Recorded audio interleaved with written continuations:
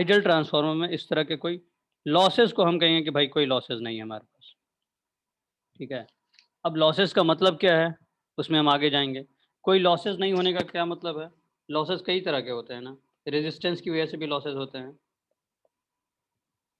ना। तो इसमें कहेंगे कि कोई रेजिस्टेंस नहीं है, इंटरनल रेजिस्टेंस। या इंटरनल रेजिस्टेंस का क्या मतलब होगा कि कोई वाइंडिंग का रेजिस्टेंस नहीं है। ठीक है, इसी ढंग से रेजिस्टेंस के साथ साथ एक आता है टर्म इंडक्टेंस का, जिसको हम यहाँ पर in terms of leakage flux पढ़ते हैं या लिंकेज फ्लक्स के टर्म्स में पढ़ते हैं। ठीक है तो इसमें आप ये समझिए कि आइडियल ट्रांसफार्मर में कोई वाइंडिंग रेजिस्टेंस नहीं होता है। क्यों? जिस ढंग से आप आइडियल वोल्टेज सोर्स जान रहे थे कि आपके यहाँ कोई इंटरनल रेजिस्टेंस नहीं, इसी ढंग से हम कहेंगे कि जो भी हमने इसमें वाइंडिंग इस्तेमाल की थी, जो भी हमने यहाँ वाइंडिंग लपेटा था, ये वाइंडिंग बिल्कुल परफेक्ट है, इसमें कोई रेजिस्टेंस नहीं है, यानी पावर लॉस इसमें नहीं हो रहा है, इस वाइंडिंग में पावर लॉस नहीं हो रहा है। ठीक है, तो रेजिस्टेंस ऑफ द वाइंडिंग क्या है? जीरो है। Resistance of the winding zero होगा तो क्या होगा? आई स्क्वायर इंटू आर जीरो हो जाएगा। ठीक है ना, रेजिस्टेंस हमने जीरो कर दिया है तो आई स्क्वायर आर जीरो हो जाएगा। इसी ढंग से आई इंटू आर क्या हो जाएगा? जीरो हो जाएगा। यानी कोई वोल्टेज ड्रॉप नहीं होगा हमारे पास, जितना वोल्टेज मिला है वही वोल्टेज रहेगा। और कोई कॉपर लॉस या जिसको हीटिंग आप समझ लीजिए, कोई कॉपर लॉस नहीं होगा, इसका यही मतलब है। ठीक है, तो ये होगा एक आइडियल ट्रांसफार्मर की कैरेक्टरिस्टिक, कि उसके अंदर कोई कॉपर लॉस भी नहीं होगा, यानी मशीन गर्म नहीं होगी, आपका ट्रांसफार्मर गर्म नहीं होगा। उसी ढंग से जो वोल्टेज आपने यहाँ प्रोवाइड किया है वोल्टेज, ये यहाँ तक पहुँचते पहुँचते इस वायर की वजह से या इस वाइंडिंग की वजह से कोई ड्रॉप नहीं होगा, जितना वोल्टेज दे उतना ही रहेगा। ऑफ कोर्स ये एकदम नेचुरल नहीं है, ये मतलब ये प्रैक्टिकल नहीं है, कुछ ना कुछ तो वाइंडिंग में रहता ही है। इसी वजह से हम इसको आइडियल ट्रांसफार्मर कह रहे हैं कि होता नहीं है, लेकिन हम हमेशा उस आइडियल बिहेवियर की तरफ बढ़ने की कोशिश करते हैं। वाइंडिंग इतना अच्छा इस्तेमाल करें जिसमें रेजिस्टेंस कम से कम हो, कॉपर लॉस कम से कम हो, वोल्टेज ड्रॉप कम से कम हो। लेकिन आइडियली होगा क्या? कुछ होना ही नहीं चाहिए, ना कॉपर लॉस होना चाहिए, ना वोल्टेज ड्रॉप होना चाहिए। तो क्या पहला पॉइंट हुआ कि इसके अंदर कोई वाइंडिंग रेजिस्टेंस नहीं होगा। अब उसी ढंग से जब मैंने ट्रांसफार्मर स्टार्ट किया था तो आपको एक चीज़ बताई थी, और ये चीज़ बार बार मैंने रिपीट किया था कि आपने वोल्टेज सोर्स लगाया, करंट आया, फ्लक्स आया। ठीक है, तो इससे एमएमएफ प्रोड्यूस हुआ जो कि सेकेंडरी साइड को भी जाकर लिंक किया। यही बताया था मैंने आपको। तो जब सेकेंडरी साइड को जो लिंक कर रहा है, इसी को हमने कहा था कि यूजफुल फ्लक्स है हमारा, जिसको हम कहते हैं म्यूचुअल फ्लक्स। नाम इसका यूजफुल फ्लक्स नहीं है, नाम है इसका म्यूचुअल फ्लक्स, लेकिन यही हमारे लिए यूजफुल फ्लक्स है। तो कोई यूजलेस फ्लक्स भी तो था, जो हमने बताया था, जो सिर्फ और सिर्फ प्राइमरी को में ही लिंक करे, जो प्राइमरी से निकल कर सेकेंडरी में नहीं जाए। इसी ढंग से सेकेंडरी में भी सेकेंडरी में भी कुछ फ्लक्स होगा जो कि सिर्फ सेकेंडरी को लिंक करेगा। ठीक है, इसी ढंग से प्राइमरी में कुछ फ्लक्स होगा जो सिर्फ और सिर्फ प्राइमरी को लिंक करे। ये वाला फ्लक्स सेकेंडरी में नहीं जा रहा है और ये सेकेंडरी का फ्लक्स प्राइमरी में नहीं आ रहा है। जो फ्लक्स दोनों में कॉमन हो रहा है उसी को कह रहे हैं म्यूचुअल फ्लक्स। ठीक है, और वही हमारे लिए यूजफुल फ्लक्स है। तो आइडियल ट्रांसफार्मर में हम ये भी मान के चलते हैं कि कोई लीकेज फ्लक्स नहीं है, लीकेज फ्लक्स जीरो है। और ये जो रेड से हमने रिप्रेजेंट किया है ना, ये यही है हमारा लीकेज फ्लक्स, जो लीक कर जा रहा है, जो दोनों वाइंडिंग में कॉमन नहीं है। प्राइमरी वाला सिर्फ प्राइमरी वाइंडिंग में घूम के खत्म हो गया, सेकेंडरी वाला सिर्फ सेकेंडरी वाइंडिंग में घूमकर खत्म हो गया। दोनों ही वाइंडिंग को जो लिंक करे वही हमारे लिए यूजफुल फ्लक्स है, उसी को हम म्यूचुअल फ्लक्स कहते हैं। इसी वजह से कहते हैं कि ट्रांसफार्मर का जो वर्किंग प्रिंसिपल है वो म्यूचुअल इंडक्टेंस है। ठीक है, सेल्फ इंडक्टेंस नहीं है।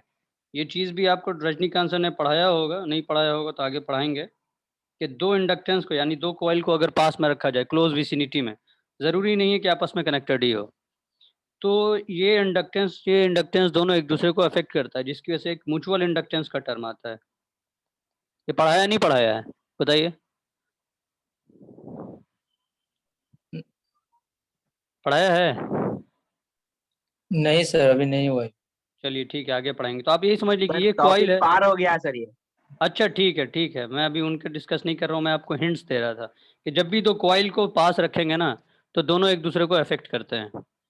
उसका अपना एक इंडक्टेंस L1 L2 होगा, लेकिन इन दोनों के क्लोज विसिनिटी होने की वजह से एक दूसरे पर असर डालता है। इसका करंट इस पे असर डालेगा, इसका करंट इस पे असर डालेगा, उसको कहते हैं म्यूचुअल इंडक्टेंस।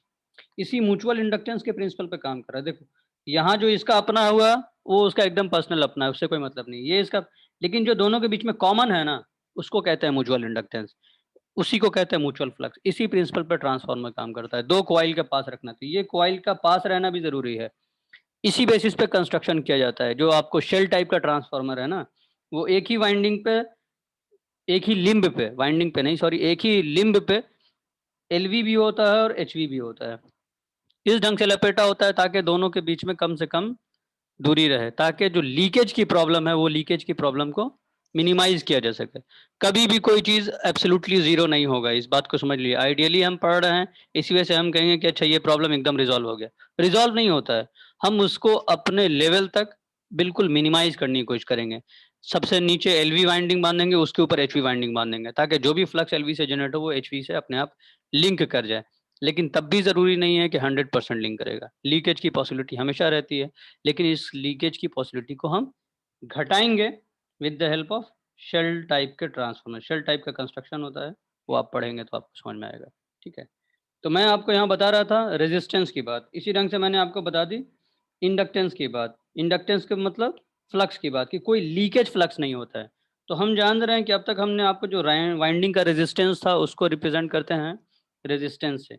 जो लीकेज है ना, इस पैरामीटर को हम एक्स का मतलब इंडक्टिव रिएक्टेंस, हम उससे रिप्रेजेंट करते हैं, तो हम मानेंगे कि यहाँ एक्स जीरो है। इसी वजह से जब आप देखेंगे कि जब हम ट्रांसफार्मर का डायग्राम बनाते हैं, या अभी जो आपको इससे पहले तक हमने बनाया है, ना यहाँ कोई रेजिस्टेंस दिखाया है ना यहाँ कोई इंडक्टेंस दिखाया है। सिमिलरली ना कोई यहाँ रेजिस्टेंस दिखाते हैं ना यहाँ इंडक्टेंस दिखाते हैं। क्यों? इसकी वैल्यू को जीरो, इसकी वैल्यू को जीरो, इसकी वैल्यू जीरो, इसकी value zero. Ideal transformer assume करके चल रहे हैं। तो रेजिस्टेंस की वैल्यू आप वैसे भी जान लीजिए, प्रैक्टिकल ट्रांसफार्मर में भी रेजिस्टेंस की वैल्यू इंडक्टेंस के मुकाबले काफ़ी कम होती है। क्योंकि कॉइल्स है ना, कॉइल्स लपेटा हुआ है, तो कॉइल्स मानेंगे तो क्या चीज़ डोमिनेंट होगा? हमारा इंडक्टेंस डोमिनेंट होगा। रेजिस्टेंस जो है हम अपने कॉपर वाइंडिंग जैसा इस्तेमाल करते हैं, ऐसा करते हैं जिसमें रेजिस्टेंस की वैल्यू कम से कम हो। ठीक है, तो आइडियल ट्रांसफार्मर के पहले प्रॉपर्टी क्या जाना आपने, इसमें कोई वाइंडिंग का रेजिस्टेंस नहीं होता है। सिमिलरली इसमें कोई फ्लक्स लीकेज नहीं होता है। जितना भी फ्लक्स प्रोड्यूस होता है सब के सब क्या करता है, प्राइमरी से लेकर सेकेंडरी को लिंक करता है। जो वेस्टेज है हम आइडियली मानेंगे कि कोई वेस्ट होता ही नहीं।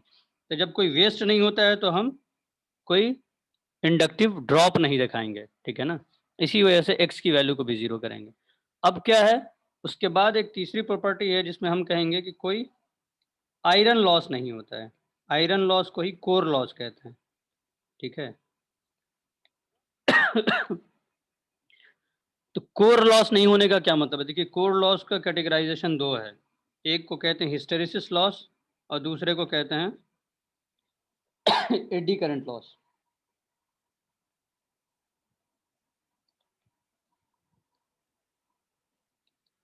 कितने लोग हिस्टेरिसिस टर्म से वाकिफ हैं, पहले ये बताइए।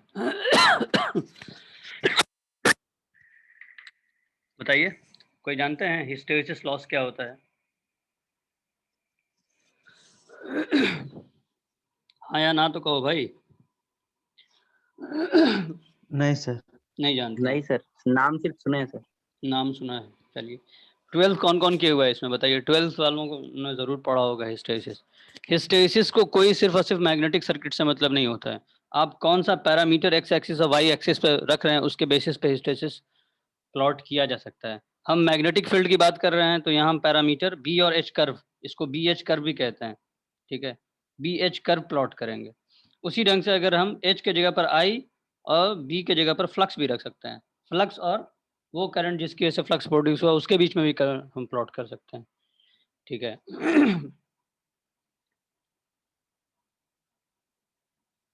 ये कर्व होता है ऐसा आपका हिस्टेरिसिस लॉस। मैं आपको समझाता हूँ कि हो क्या रहा है। शुरुआत में क्या हुआ कि हमने पहले करंट दिया, इसका मतलब मैग्नेटिक फील्ड इंटेंसिटी दिया। जैसे जैसे मैग्नेटिक फील्ड इंटेंसिटी आएगा वैसे वैसे मैग्नेटिक फील्ड बढ़ रहा है। पहला स्टेज ये है, ठीक है, ये बढ़ा। उसके बाद हमने क्या देखा, कि हम दोबारा क्या कोशिश कर रहे हैं कि अब चलो यार मैग्नेटिक फील्ड इंटेंसिटी को कम किया, जब बढ़ाया तो मैग्नेटिक फील्ड भी बढ़ा। इसको मैग्नेटिक फील्ड डेंसिटी या सिर्फ मैग्नेटिक फील्ड कहते हैं बी को। इसको मैग्नेटिक फील्ड इंटेंसिटी कहते हैं, इंटेंसिटी। ठीक है ना। तो इसको जब हमने घटाया तो हमने देखा कि ये भी घट रहा है, लेकिन सेम पाथ से नहीं घट रहा है। आप देख सकते हैं कि इस दोबारा ऐसे नहीं आया है, ये दोबारा ऐसे जा रहा है, ये दूसरा नंबर पाथ है। ठीक है। तो जब हमने धीरे धीरे इसकी वैल्यू को घटा के जीरो पहुंचा दिया, तब हमने देखा कि इसकी वैल्यू जीरो नहीं हुई है। ठीक है, इसकी वैल्यू अभी कुछ है, इसमें मैग्नेटिक फील्ड कुछ बचा हुआ है, तो उसको रिटर्निविटी कहते हैं। यहाँ पर मैं इसके डिटेल में नहीं जाऊंगा क्योंकि ये एक अलग सेक्शन है पढ़ने का। ठीक है, लेकिन आप समझिए कि यहाँ पर जब हमने इसकी आई की वैल्यू को जीरो किया तो ये चीज़ें जीरो नहीं हुई, यानी मैग्नेटिक फील्ड इंटेंसिटी को जीरो किया तब भी मैग्नेटिक फील्ड डेंसिटी जीरो नहीं हुआ, और वो उसका रिटर्न होने का पाथ भी वो नहीं था। गया इस रास्ते से है, वापस इस रास्ते से हो रहा है, तो यहाँ पर कुछ एरिया बन रहा है ना, ये हुआ रिटर्निविटी, इतना रिटेन कर लिया उसने मैग्नेटिक फील्ड।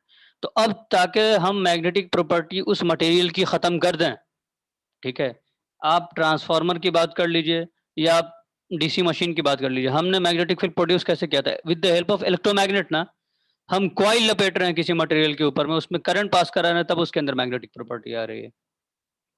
जैसे ही हमको आइडियली ये होना चाहिए कि जैसे ही हम करंट हटा दें तो मैग्नेटिक फील्ड जीरो हो जाना चाहिए, लेकिन रियल लाइफ में ड्यू टू द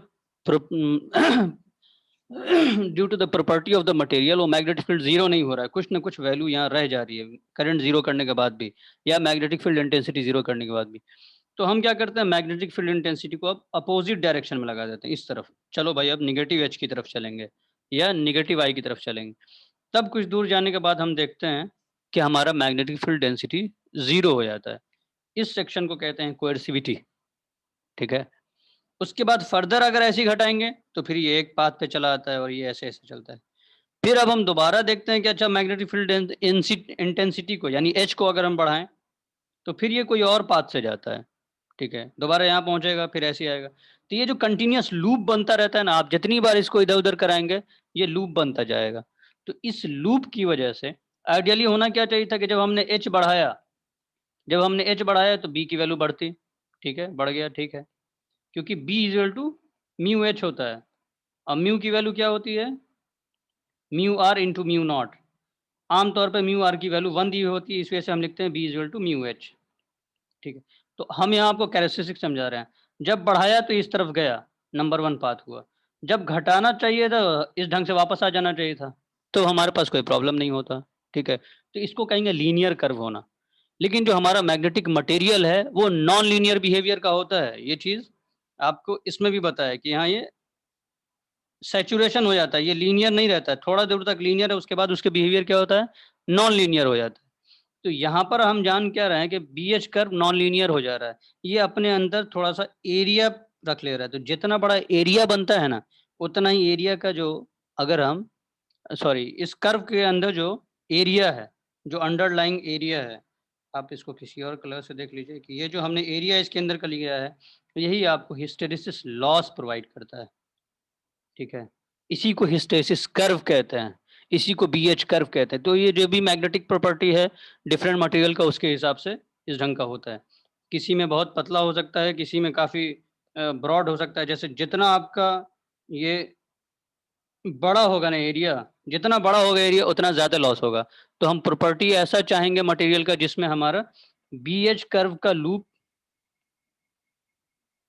कितना हो, काफ़ी नैरो हो, काफ़ी छोटा हो, ताकि उसके अंदर का जो एरिया अंडर द कर्व है वो कम से कम हो, ताकि हमारा हिस्टेरिसिस लॉस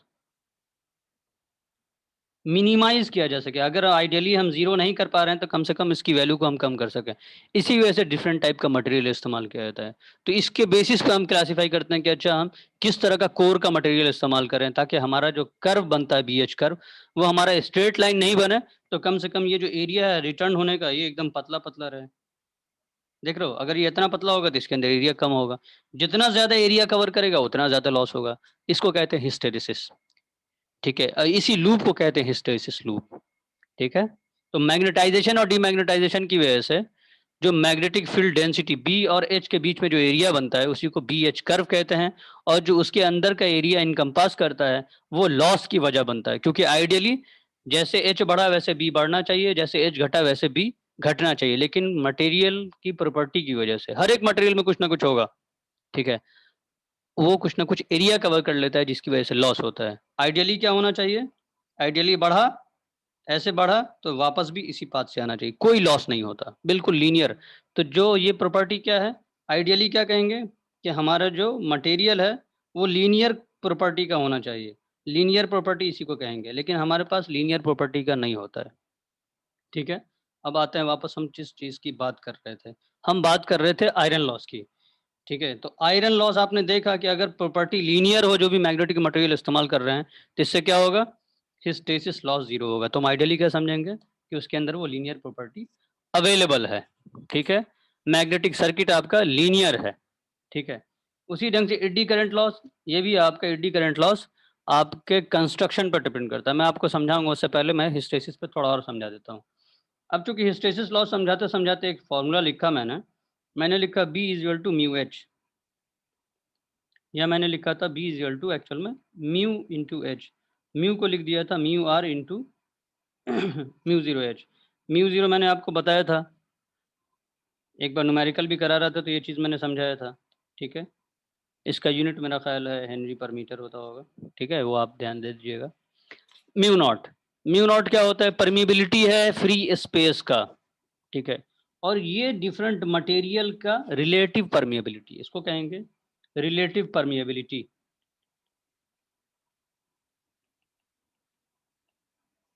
तो रिलेटिव परमिएबिलिटी हर एक मटेरियल का डिफरेंट होता है, आप आयरन इस्तेमाल कर रहे हैं, आप कॉपर इस्तेमाल कर रहे हैं, आप एल्युमिनियम इस्तेमाल कर रहे हैं, आप गिलास इस्तेमाल कर रहे हैं, आप वाटर इस्तेमाल कर रहे हैं, हर एक चीज़ का, जैसे जो लोग 12th पढ़ किए हुए हैं स्पेशली, आप लोगों ने जब पढ़ा होगा कैपेसिटेंस वाला इलेक्ट्रोस्टैटिक्स, तो आपने कैपेसिटेंस का पढ़ा होगा, C is equal to A epsilon naught upon D, इस ढंग का एक कैपेसिटेंस का फॉर्मूला होता है। एप्सिलॉन नॉट क्या होता है, फिर से वो फ्री स्पेस का होता है, इसके साथ एप्सिलॉन आर भी लगाते हैं ना, कि हम क्या चीज़ से कैपेसिटेंस बना रहे हैं, बीच में जो हम मटेरियल इस्तेमाल किए हुए हैं दो प्लेट के बीच में, उसमें हवा है, पानी है, या आपका गिलास है, हनी है, कुछ भी आप मटेरियल इस्तेमाल कर सकते हैं।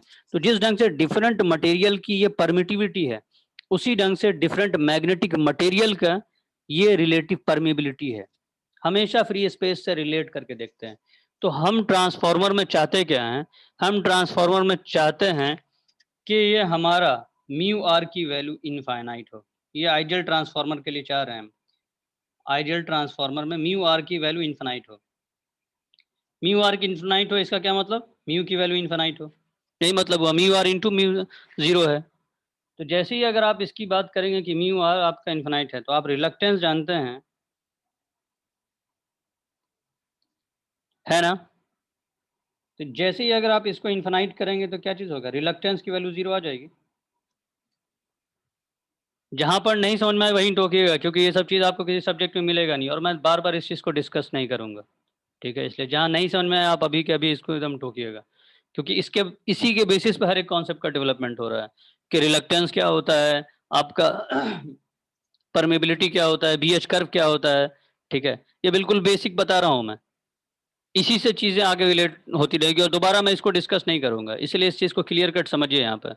ये है आपका रिलक्टेंस, रिलक्टेंस जिस ढंग से रेजिस्टेंस होता है इलेक्ट्रिकल सर्किट में, उसी ढंग से मैग्नेटिक सर्किट में जो हिंड्रेंस पैदा करता है आपके मैग्नेटिक फ्लक्स के मूवमेंट में, एमएमएफ बराबर फ्लक्स इनटू रिलक्टेंस, जैसे V equal to I R होता है, बिल्कुल उसी ढंग से समझिए आप। तो यहाँ रेजिस्टेंस है, यहाँ रिलक्टेंस है, और अगर रिलक्टेंस की वैल्यू इन्फानाइट कर दिया जाए तो क्या होगा, रिलक्टेंस जीरो हो जाएगा। रिलक्टेंस जीरो का मतलब फ्लक्स के मूवमेंट में कोई प्रॉब्लम नहीं है, फ्लक्स आसानी से फ्लो होगा, ठीक है।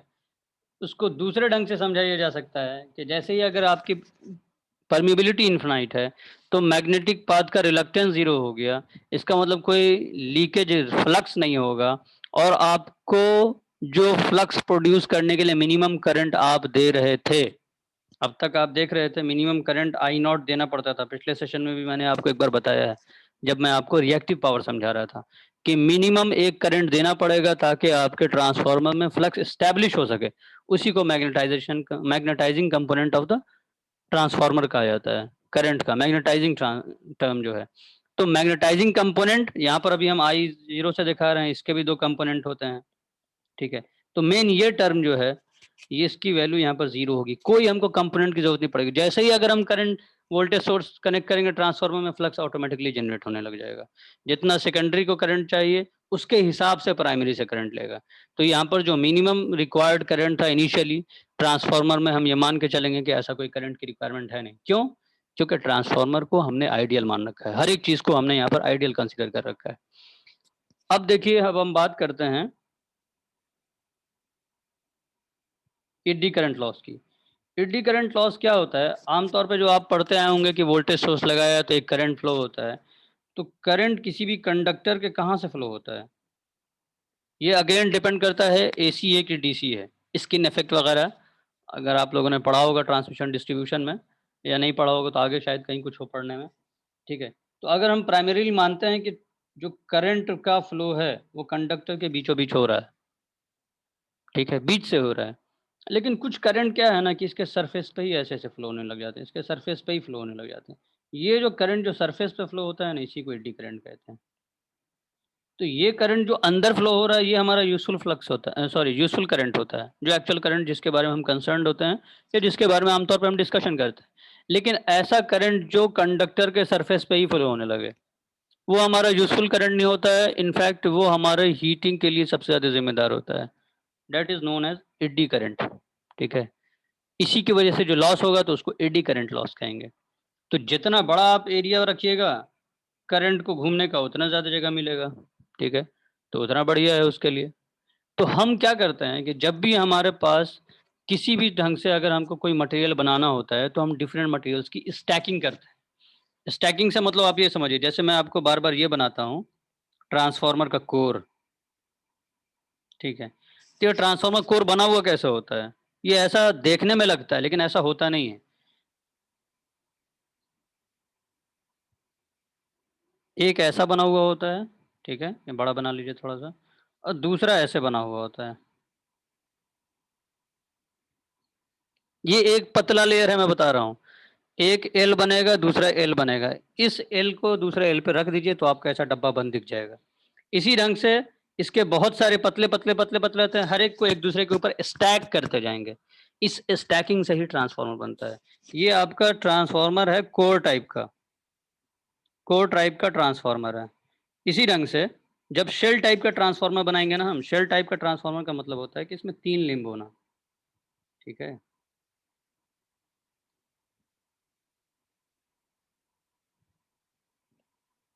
बीच में ही वाइंडिंग लपेटी जाती है, एलवी और एचवी दोनों यहीं लपेटा जाएगा, ठीक है ना। इसको कहते हैं शेल टाइप का ट्रांसफार्मर। लिंब का क्या मतलब? एक लिंब ये, दूसरा लिंब ये, तीसरा लिंब ये, जहाँ पर वाइंडिंग लपेटी जा सके, आप ये समझिए। तो इससे मैग्नेटिक पाथ क्या होता है? आधा इधर हो गया, आधा इधर हो गया। इसके एडवांटेज डिसएडवांटेज ये सब मैं आपको प्रोवाइड कर दूंगा। यहाँ अभी आप कंस्ट्रक्शन पर ध्यान दीजिए। तो इसको हम कैसे बनाएंगे? इसको हम क्या करते हैं,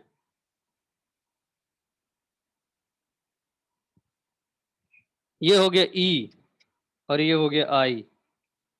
हम इन दोनों के स्टैकिंग से, इसके बहुत सारे स्टैक्स होते हैं कि एक आई बनाया, इसके ऊपर दूसरा आई रखा, इसके ऊपर तीसरा आई रखा, धीरे धीरे ये मोटा होता जाता है। लेकिन है क्या, हर एक जो कंडक्टर है वो पतला पतला है, जिसकी वजह से जो करंट को ट्रैवल करने के लिए कम जगह मिलेगी। ये जो एडी करंट है जो सरफेस पे है, जिसका सरफेस इतना मोटा बना दिए, इतना चौड़ा बना दीजिएगा, तो उसको खूब जगह मिलेगा तो खूब एडी करंट लॉस करेगा।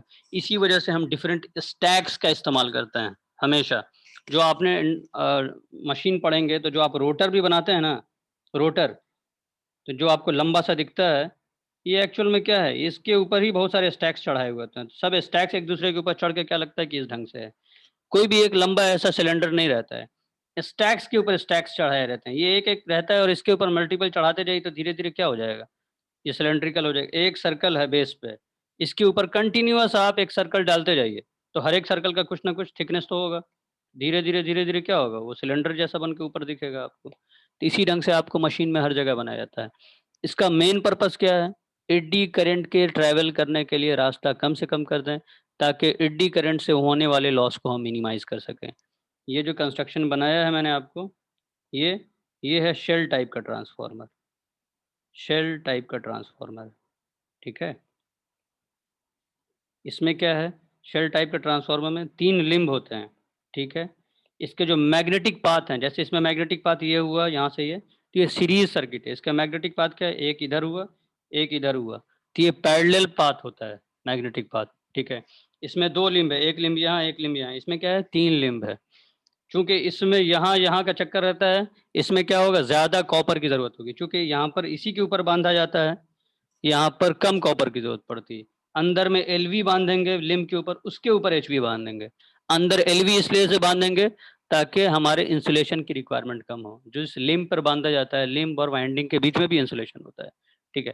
ताकि अगर एलवी बांधेंगे तो एलवी का मतलब नंबर ऑफ टर्न्स कम है, नंबर ऑफ टर्न्स कम है तो वहां पर इंसुलेशन की रिक्वायरमेंट कम होगी। तो इंसुलेशन बचाने के लिए पहले अंदर एलवी, उसके ऊपर एचवी डाल देते हैं, ठीक है।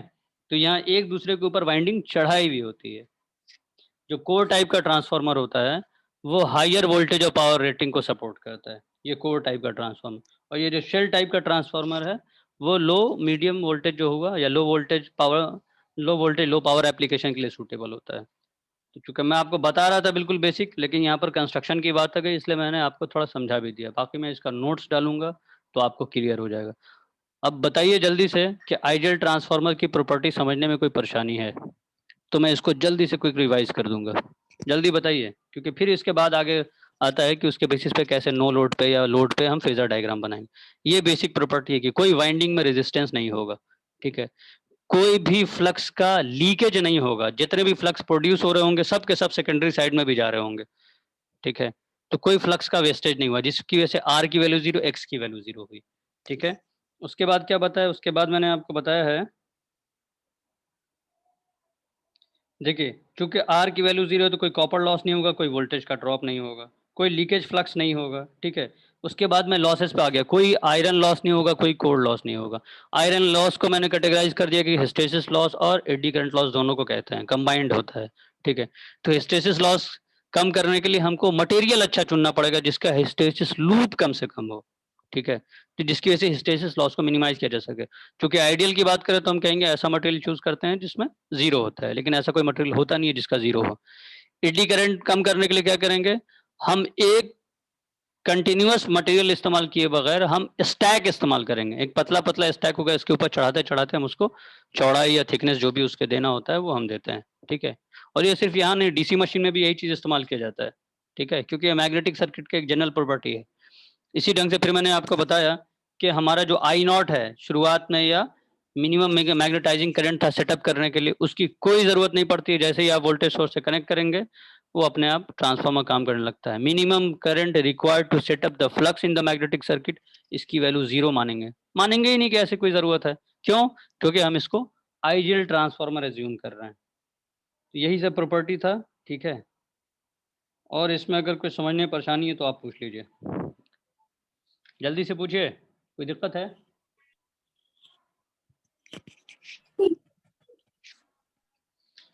बताइए, कोई कुछ कह रहा है? सर इसका एफिशिएंसी कितना होगा सर? एफिशिएंसी 96-97% होती है। ये आइडियल है तो इसको 100% कहेंगे, ठीक है। कोई भी चीज़ अगर आइडियल है तो उसका 100% एफिशिएंसी होगा ना। लेकिन ट्रांसफार्मर की एफिशिएंसी वैसे भी बहुत ज़्यादा होती है, 96%, 97%, 98% इस ढंग से होती है। क्यों? क्योंकि इसमें कोई रोटेशनल पार्ट्स नहीं है। रोटे